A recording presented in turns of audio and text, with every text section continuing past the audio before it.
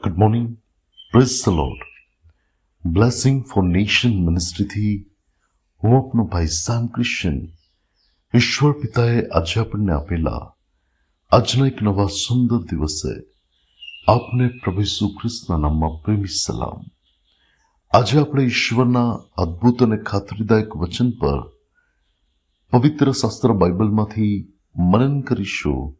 લૂકની લખેલી સુવાર્તા તેનો 18મો અધ્યાય અને તેની 27મી કલમ. ત્યાં પ્રભુ ઈશુએ કહ્યું કે માણસોને જે અશક્ય છે તે ઈશ્વરને શક્ય છે. ખ્રિસ્તમાં મળવાલા ભાઈઓ અને બહેનો, આ દુનિયાની અંદર દરેક માણસની પાસે છેવટે તો એક સીમિત શક્તિ છે. તેની પાસે એક તબક્કે એક એવી મર્યાદા આવી જાય છે કે જ્યાં ટેકનોલોજી, જ્ઞાન કે પછી સામર્થ્ય કે વગનો અંત આવી જાય છે. પરંતુ સદીઓથી અને અનંતકાળથી એક એવો ઈશ્વર છે કે જે આકાશ અને પૃથ્વીને ચલાવી રહ્યા છે, જે આખી સૃષ્ટિને પોતાના નિયંત્રણમાં રાખે છે.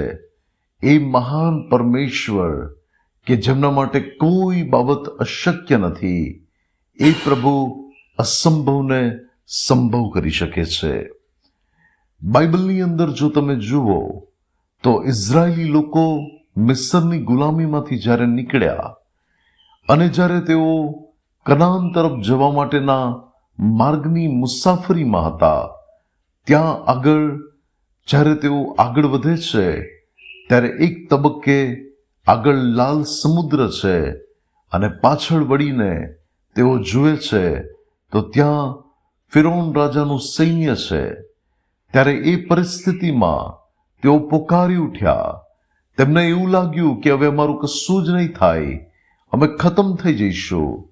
પરંતુ તેમણે કલ્પના પણ નહોતી કરી કે એક એવો મહાન પરમેશ્વર કે જે લાલ સમુદ્રના 2 ભાગ કરીને પણ તેના લોકોને માટે રસ્તો કાઢે છે.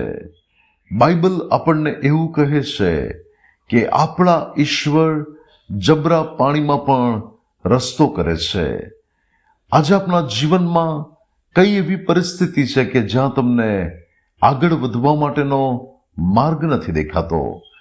આજે તમારા પરિવારમાં એવી કઈ બાબત છે કે જ્યાં તમને એવું લાગી રહ્યું હોય કે હવે આ પરિસ્થિતિમાં આગળ વધવા માટે આપણે શું કરીએ, હવે આગળની પરિસ્થિતિમાં શું થશે? પરંતુ વાલાઓ, આપણો પરમેશ્વર આજે પણ આપણને કહે છે કે તું બીશમાં માત્ર વિશ્વાસ રાખ.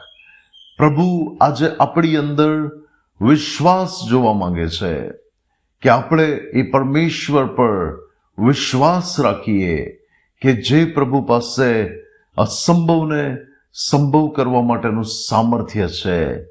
એ પ્રભુ કે જે આજે પણ અસાધારણ ચમત્કારો કરે છે. બાઇબલ કહે છે કે ઈસુ ખ્રિસ્ત ગઈકાલે, આજે અને સદાકાળ એના એ જ પરમેશ્વર છે. ભલાઓ, એ પ્રભુ તમારા જીવનની પરિસ્થિતિઓને બદલી શકે છે. એ તમારા જીવનના જે પણ પ્રશ્નો છે એમાંથી તે તમને બહાર કાઢી શકે છે. એ તમારા જીવનમાં એક નવો વળાંક આપીને અદ્ભુત અને મહાન કાર્ય તમારે સારું કરી શકે છે. ત્યારે ભલાઓ, તમે એ પ્રભુ ઈશુના નામ પર ભરોસો રાખો, વિશ્વાસ રાખો.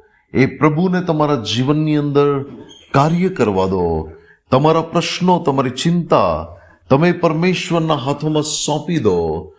વિશ્વાસપૂર્વક પ્રાર્થના કરો અને ખંતથી વિશ્વાસમાં દ્રઢ રહો. પ્રભુ તમારા માટે અદ્ભુત અને મહાન કાર્ય કરશે. પ્રભુ આજના વચન દ્વારા આપણને આશીષ આપે. આવો આપણે પ્રાર્થના કરીએ. સ્વર્ગમાં અમારા પ્રેમાળ પિતા, અમારા કૃપાળુ અને દયાળુ ઈશ્વર, તમે આપેલા આજના સુંદર દિવસને માટે તમારો આભાર.